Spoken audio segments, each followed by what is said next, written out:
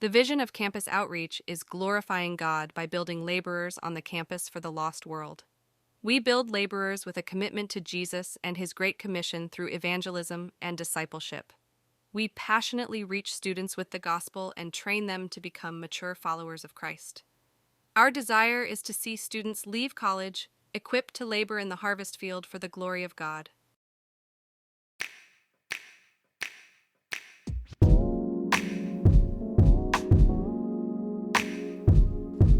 Welcome to the Buckle Up Podcast. We're so glad that you're with us tonight. Before we go any further, I would like to invite you to do three things. I would like for you to subscribe, like, and share this podcast. We're trying to reach as many people as we possibly can with the great things that's going on in the kingdom. And it is just an opportunity for us to come into your space and for you to take this information, work with it, and disseminate it in any way that you think is best. With me today, I have two incredible young people. I'm going to allow them to introduce themselves and tell a little bit about themselves. To my left, your viewing right is going to be our young friend Zach. To my right, your viewing left is our dear sister Deja. So I'm going to ask Deja, if you would, to tell us a little bit about yourself, what you're doing, and then we'll go from there. Okay, that sounds good. So my name is Deja, like Pastor said. I grew up in Louisville and went to college at Sam Houston State.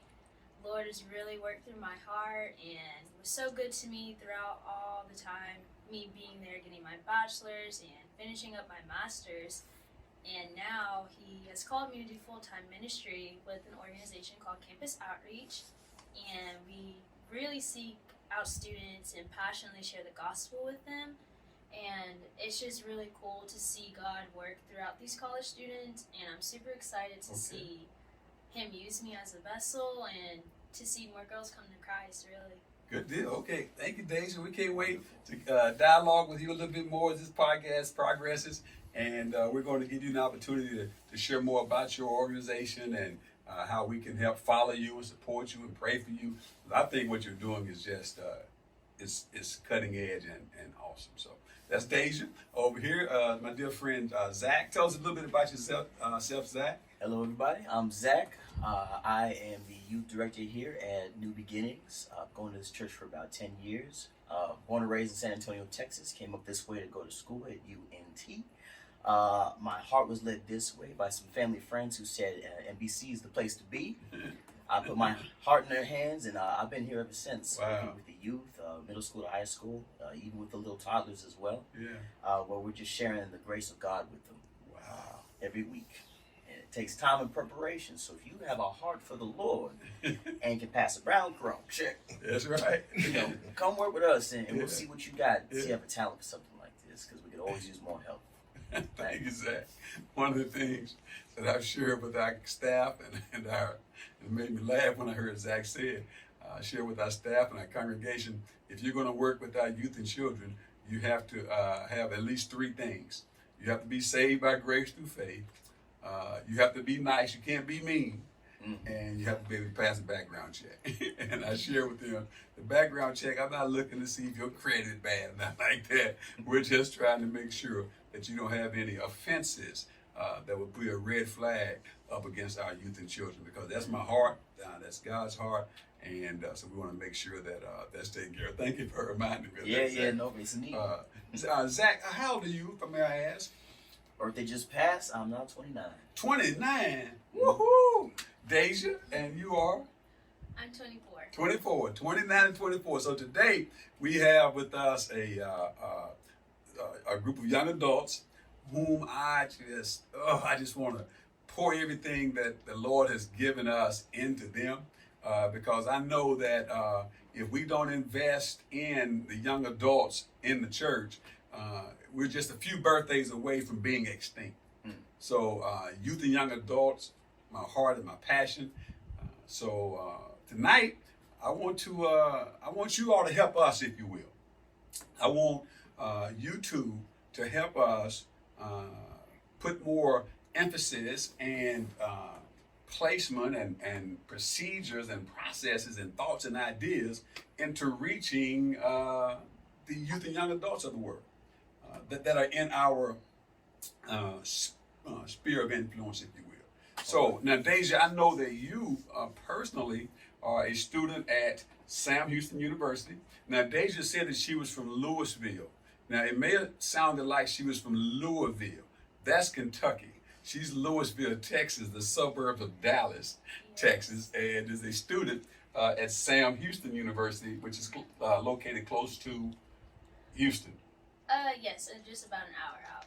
Okay, so Deja is involved in a youth group there, and I'm gonna let you tell us a little bit about it. Share with us your goals, what it is you're doing, how we can interact with you, how we can help you, help sponsor you, support you in reaching young adults on your campus. Yeah, so my overall goal is to have students come to know the Lord. Just has been really joyous to share the gospel with students and see them, really be transformed by the word and having the Lord work through their hearts. And so that's really my goal, to share the gospel amongst the campus and being faithful to the mission of seeking the harvest.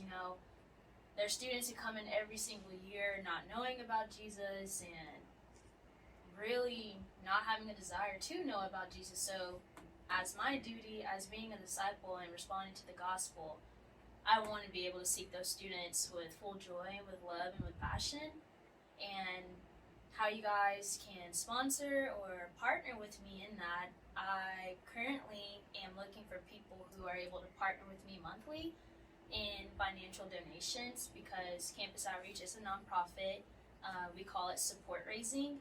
And if anyone would want to join my team in that, that would be really great, just because it's not so much of a people thing. It's not more of a money thing. It's more so of a people thing. Okay. If I don't have a lot of people to share it with, how do I expect to be fully funded or to reach my goal, which is by August? Therefore, that's how people can partner with me through monthly donations, or they can pray for me as well, or connect me to their network, and that's how people can partner with me, sponsor with me. Okay, so now Deja, one of the things that we're doing at the New Beginnings Church, for you all who don't know, Deja at one time was a part of our youth ministry, our youth group, and her and her family were here, and I think Deja is a perfect example of when the scripture says some plant, some water, but God gives the increase. Now, Deja, it's your story that you actually, if I'm not mistaken, correct me if I'm wrong, you found a saving relationship with Christ at 19 in college. Correct. So she was in our youth ministry all these years, but that does not mean that time was wasted, because none of it is wasted. Sometimes, as the scripture says, some people plant. We may have been a group that planted, or another group that planted. Somebody else came along and watered that seed, and then when she got to Sam Houston University, there was someone there who loved you enough, who God had put into your life to help disciple you, and now you have received that faith, and now you have blossomed in it, blooming in it, and now you're sharing it with others, right? Correct. So tell me how you are able to help disciple other young students on your campus. I am able to disciple others on the campus by really seeking them out. There's this woman, her name was Melanie, and she had really sought me out when I was a freshman, like when I was 18, going on 19, and was constantly trying to seek me out, hanging out with me, really getting to know me, building that relationship, and never shying from preaching the gospel to me or talking about Jesus with me.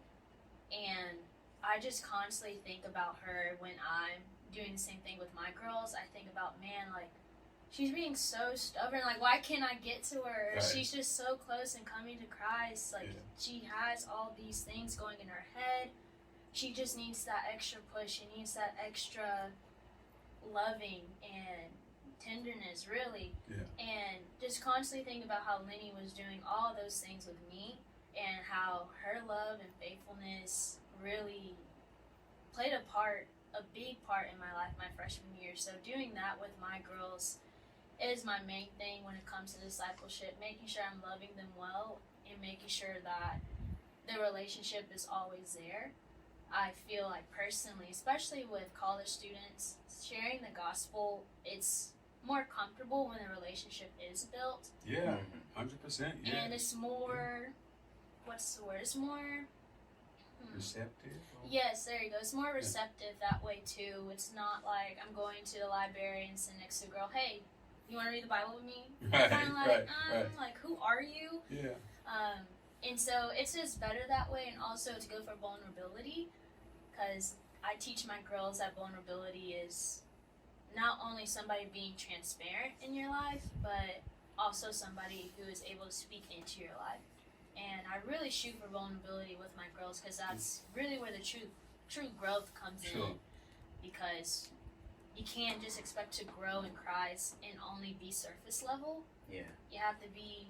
It has to be deeper than that. So it sounds like you are you and your organization are spending a great deal of time on relationship building, because nobody really wants to know how much you know until they actually know how much you care, right?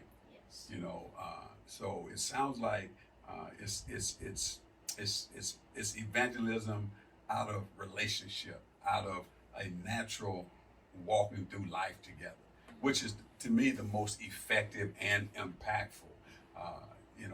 So man, I'm really excited about that. Now, Deja, tell us, and we're going to try and put it up on the screen for you.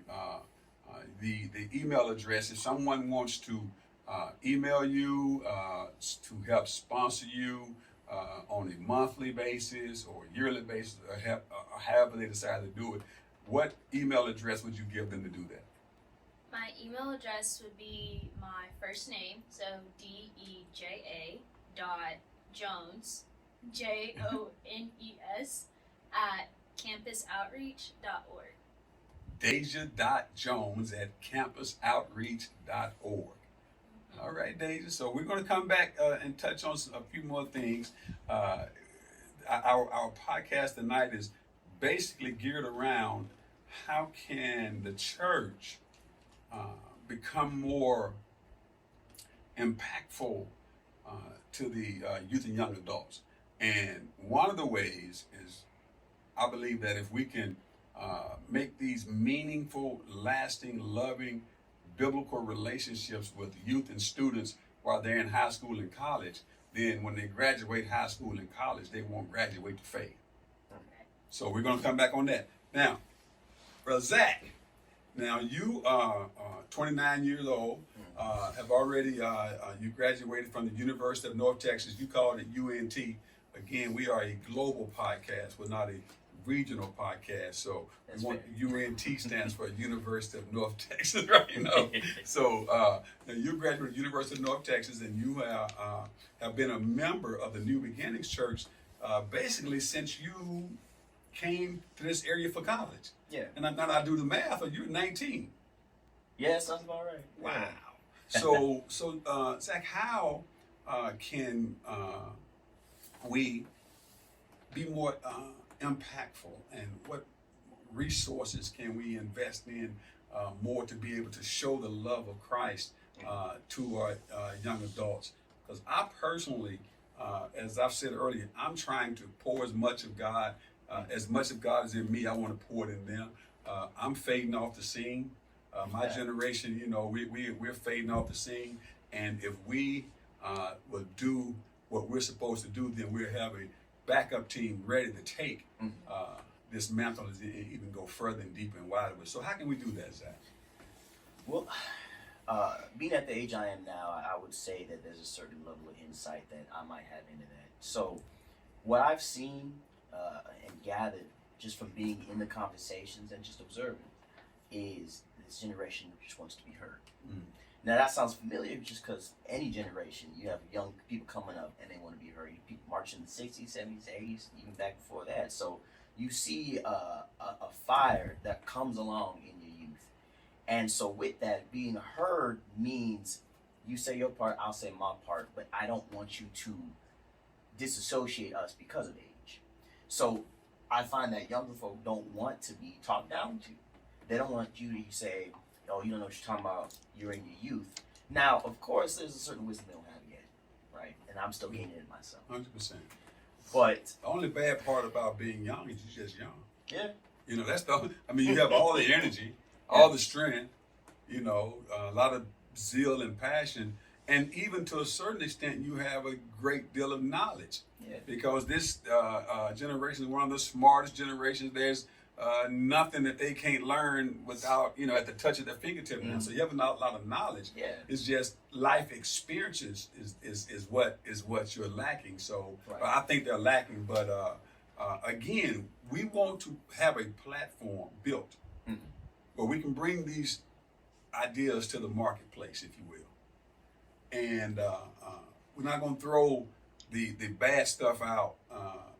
We're not going to throw everything out just because you're young. I want to hear from you.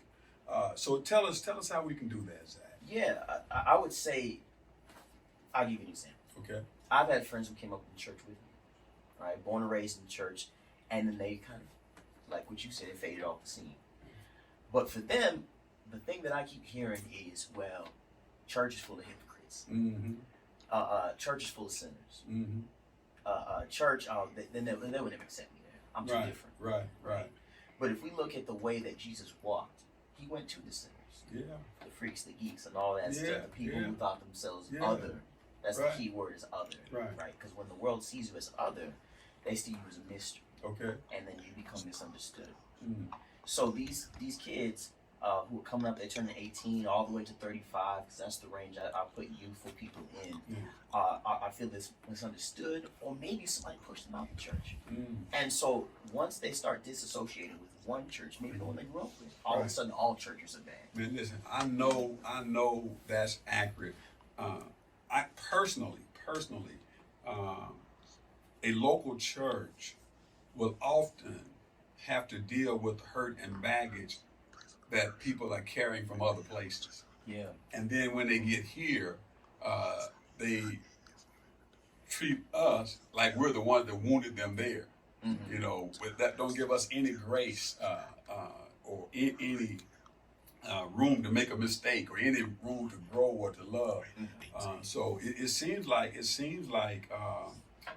you said that a lot of the young adults, and I believe this to be true, think that the church is hypocritical. Hi everybody, my name is Deja and I'm going to be pursuing college ministry at Sam Houston State University with campus outreach. And we are just an organization and a ministry that eagerly seeks these students with passion and with love, pouring the gospel into them, building relationships with them, and hoping that God just continues to work in their heart and we are able to witness them to come to Christ and also raise them up to be mature laborers, to share the gospel with their friends or family members, whoever it may be, you know, because the gospel is good enough and deserves to be heard by everybody. And so in this podcast, I had mentioned monthly givings. Since we are a nonprofit, we call it support raising. Therefore, I would love for you guys to join my support team and not only help me advance the kingdom at Sam Houston State University, but to also just help me make his name known on the campus. Therefore, you guys can partner with me through this link. You guys will be able to find it at the very bottom of the page, and also there's be more information about my testimony, about why I'm going on campus at Sam Houston to do ministry, and also a Zoom link where you guys can schedule a meeting with me if donating monthly is something that you want to do. And also feel free to email me at this email. It's going to be deja.jones@campusoutreach.org, and I'm super excited. Thank you guys. Yeah, so it seems like, you were talking about sometimes young people or youth and young adults see the church as hypocritical. Mhm. And I agree with them. I agree. We can be some very hypocritical people, and hypocritical just simply means that we have two faces. Yeah. You know, it means that we may walk one way and talk another way. It just means that we're not genuine and authentic, right? Mm-hmm. And one thing that I have learned in my days of working with youth and young adults, they always want me to keep it real. You know, keep it 100. That's what they say, keep it 100, right? So I'm hoping that we can, as a church, learn to keep it 100, to show our vulnerable spaces. You know, to be able to share with our youth and young adults. You know what? Hey, I haven't always dotted every I. I have not always crossed every T. You know, I've had some setups, some setbacks, some mistakes, there's some chapters in my book, in my life where they kind of painful for me to look. You know, but at the same time, I'm still used. I'm still saved by grace, and I want you to know that you too have room to grow. So, Deja, as you are dealing with your students on campus, do they come to you sometimes thinking that they have to be perfect, or that they don't think that they're worthy enough for the gospel, or what type of insights are you seeing and hearing out there? Yes, so at Samuelson State, it's very diverse, and having a new group of freshmen coming in every single year, we just see students steer further and further away from Christianity or from Jesus. And when I do seek out my girls and start having Bible studies with them, that's typically the idea. Oh, I need to clean up my life before I make this big decision. And it's always me saying, hey, you don't have to clean yourself up. Like, he wants you as you are. And it really emphasizes how a lot of this generation just thinks they can save themselves, really. And that's not the case. Like, Jesus saves, and it's constantly me teaching them that, of course, with grace and with love. And it takes a lot of prayer and a lot of patience for them to realize. I had one of my girls actually, she constantly thought, I need to change my life. I need to fix myself up before I give myself to Christ. Yes. I need to do X, Y, and Z before I make that next big step. And it was like a record player. I'm like, girl, you don't need to do that. Like, what are you doing? Same conversation over and over, but obviously I would have those conversations over and over again just so I can see her witness to come to Christ, which she has come to Christ, thankfully, all glory to God.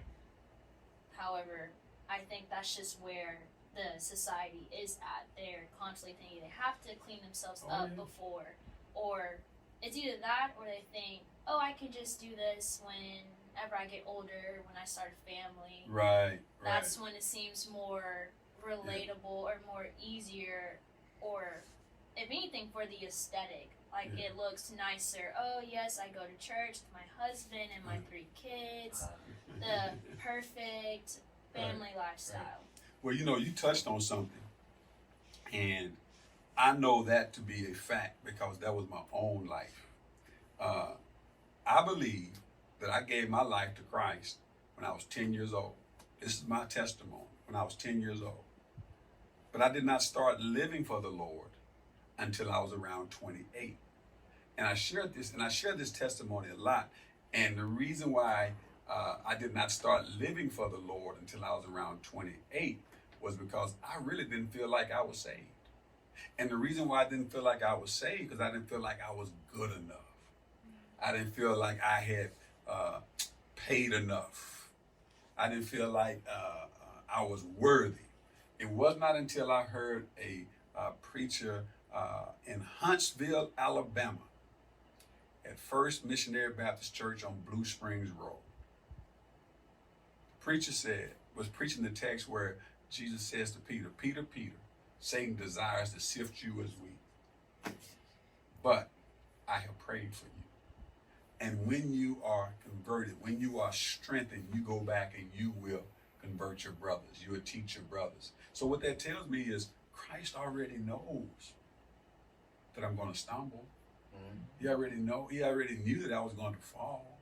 He already knew that I was going to have my episodes with the world.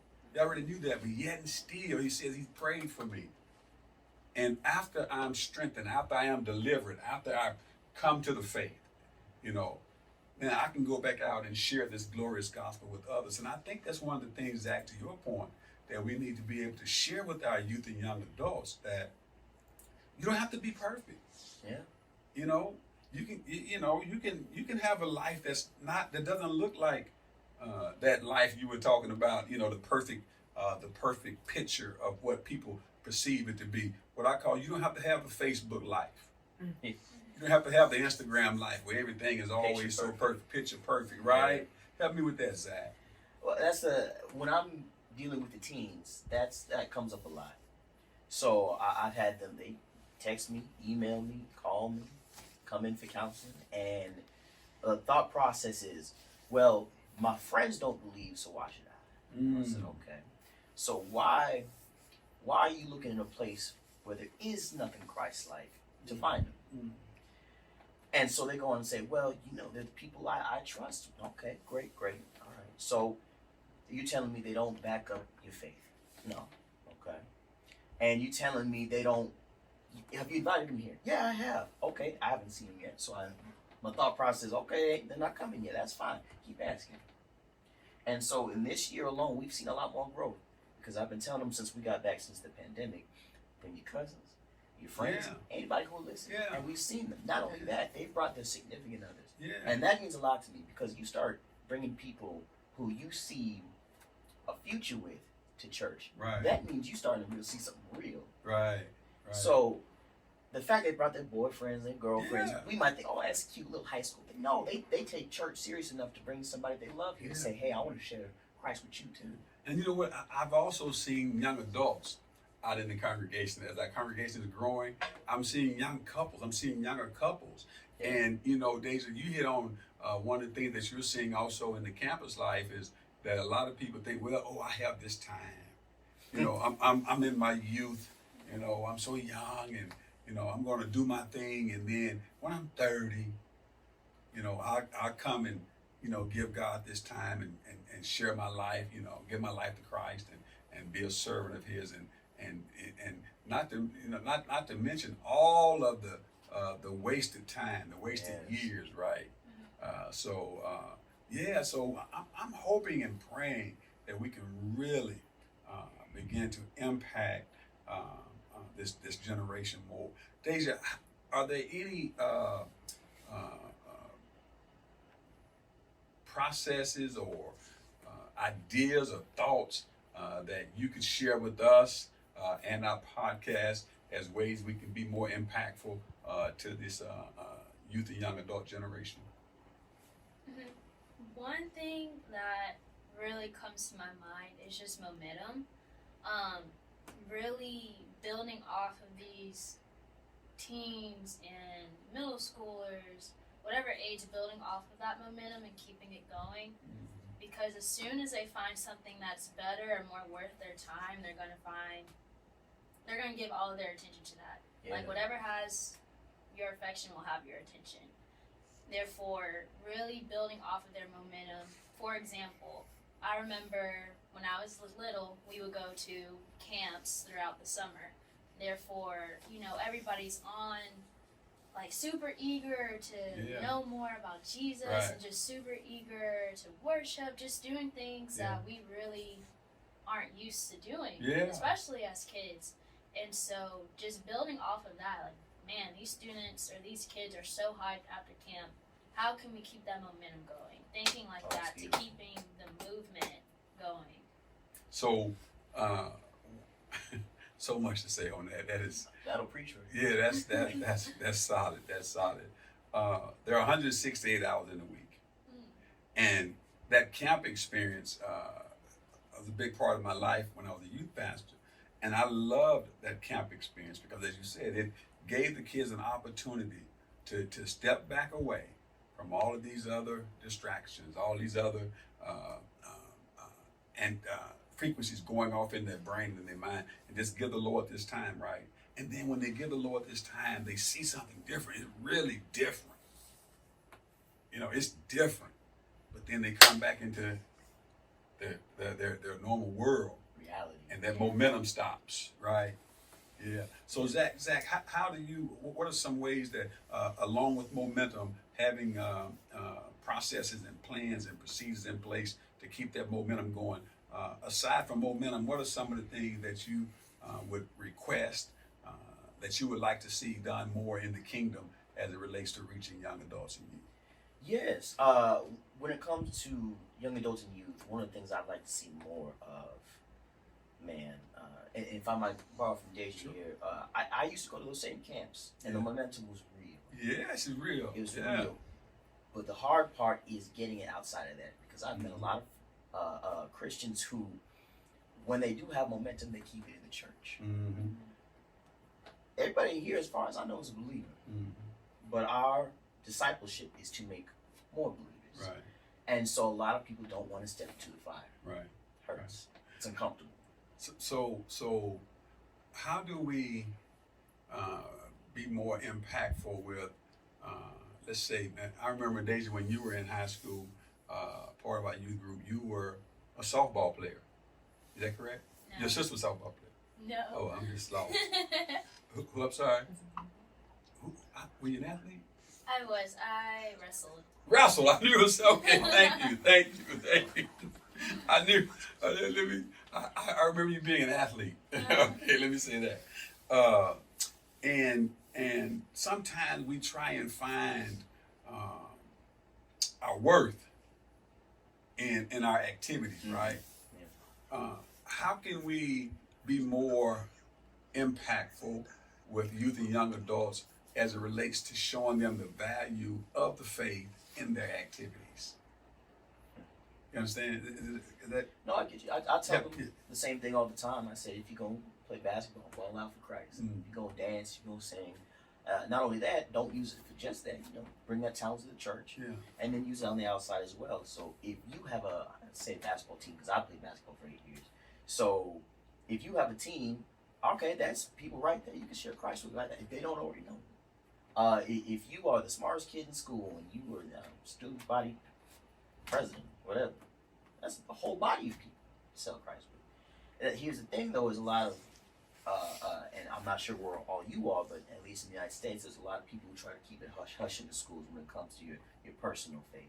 And so when I was in high school and college, people were like, what are you praying? What you praying for? What's that going to do to your food? Make it taste better? That's not necessarily what it is. I just know that because of the momentum that I was able to carry with others, because it was the Pope's friends of mine brought me here, and that kept my momentum. And as a former youth pastor yourself, I think you understand how much it means when someone, especially in the youth, dedicates their time to Christ and decides that this is who I am. Not just, I came here because mama, grandma, and them dragged me here, but it's because this is truly what I believe.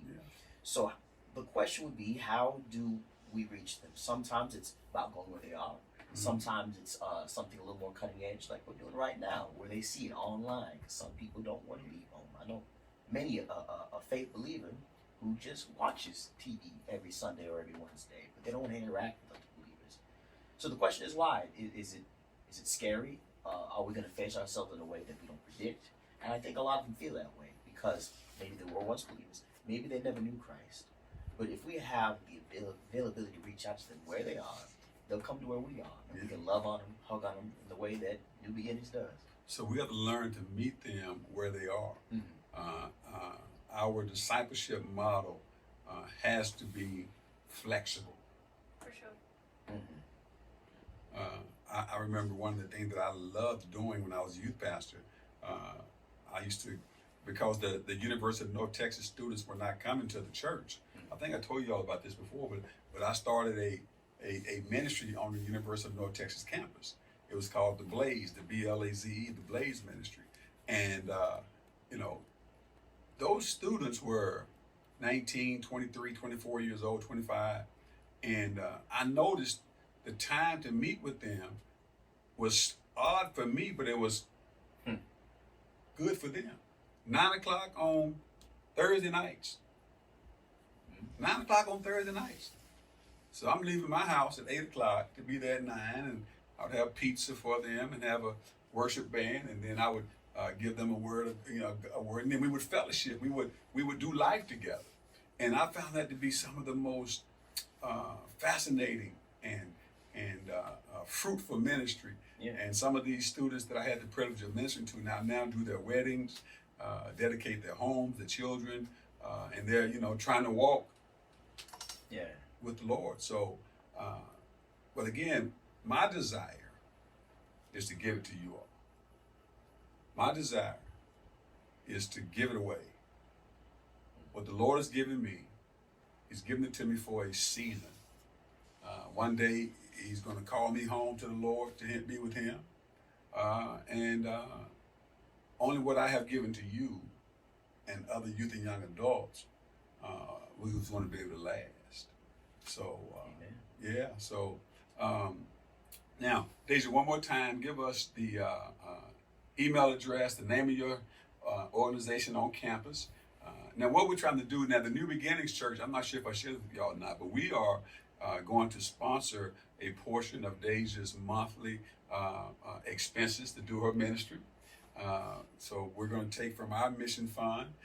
She's going to be a part of our outreach mission to youth and young adults at Sam Houston from this church, So we're going to pray for her. She's going to send us back reports on how they're doing, how she's doing, what's needed, how we can be praying for them. So in August, we'll start that funding for her. But also, she needs more support. And if you're out there and you see this podcast, this young lady is solid ground to sow into. She's solid ground to sow into. So I'm going to ask her to give you all her information again, your email. If there's a link that they can download, we'll try to have that up as well, so that we can see if we can help support you. And we won't know until we get to heaven how many young students are saved by grace through faith, because we invested in Deja, and Deja submitted her life as a sacrificial offering for them. So give us that information, Deja. Of course. The organization is called Campus Outreach, and you can find my email probably in the description, but it's going to be Deja.Jones, Jones, at campusoutreach.org, and there'll also be a link, and the link will pertain to a little bit about my testimony, also a donation statement on why I'm going on campus to do college ministry at Sam Houston, and also a link to set up a Zoom meeting with me if you guys would want to meet one-on-one online. I would love that, especially if you are interested in giving. I always love to see my donors face to face, and my donation link will also be on that link as well. So that link will pertain a lot of information, but thank you guys again. Now, Deja, so you used to be a wrestler, huh? Yes. Tell me about how did you start wrestling? It was very... I knew you were an athlete. I thought it was Yes. softball. No, Okay. I can't throw a softball to save my life. It's Okay. really bad. But it was actually one day in history class, the wrestling coach just finished volleyball season, so I'm just, I'm ready to get school over with now. And he's like, "You look really strong. You should come to wrestling practice one day." And I was like, Scouting out "Okay." for you. He was like, "How much do you weigh?" And I was like, "Why?" And he was like, "Oh, no, we'll figure it out later." I'm like, "Okay." And so I went to practice, fell in love with it. It was just such a genuine community, especially like a genuine group of girls that were in the program, and I found it really fun. Like, I was it going to was ask really you, fun. what did you learn about life from wrestling? Oh man. I think what I learned about life from wrestling is just to keep going. Wrestling, it's not more so about the mental, but also very physically oriented sport. Therefore, pushing throughout the hard moments. Like, I remember wrestling, having a match with some girl from wherever school she's at, and being physically drained. Like, oh my gosh, like I cannot get this girl off of my back. Like I just feel so physically weak. However, but obviously I have to keep going. I didn't want to lose. So just keep pushing, keep going. Like there's always something that's going to be on top of you, weighing you down, but you have to keep going. So Get it, Deja. yeah, Get it, very Deja. fun sport. Now, okay. Well, Zach, in our closing minutes, if there's anything you would like to share with our podcast community in the next minute or two, feel free. Share what's on your heart as it relates to youth and young adults as a whole. Sure. So let me look y'all in the eye. It doesn't matter if it's New Beginnings or any other church across this entire planet. There's a church home for you somewhere. Mm-hmm. God will love you where you're at already. Every part of you. The parts that you don't show anybody, you keep the secrets. The other parts that might be out loud and proud. But God knows who you are, where you are, at whatever point in your life. There's a love there for you. So if you have faced people who claim to believe in Christ but have shown you hate and disdain, I'm sorry about that. That's not the way we do things. That's not the Christ walk. Like, that's not the walk we're trying to be on. So if you would like to walk with us, come to NBC here in Louisville, Texas. If it's somewhere else that's a little more local to you, I pray that you join and you reach out to God, because He already has a handout to you. So I hope that you reach back. Thank you, Zach. I feel so blessed. I feel like heaven is going to be all right with these two as ambassadors. I'm so grateful for that. One of the things that we communicate here at our ministry, the New Beginnings Church, is we don't care where you go as long as you grow, right? We're not trying to build a mega church. We're trying to enlarge a kingdom. Our love for you is not predicated on you being here. We love you because you were born in the image of Christ, and we want you to have this awesome relationship that only those that are saved by grace through faith can have. So, hey, that's our podcast for tonight. Again, I just feel so blessed. I feel so thrilled, so honored to have shared this platform tonight with Deja and with Zach, two young people that I am very excited about, and I want to continue to try and pour into you all in any way that I can.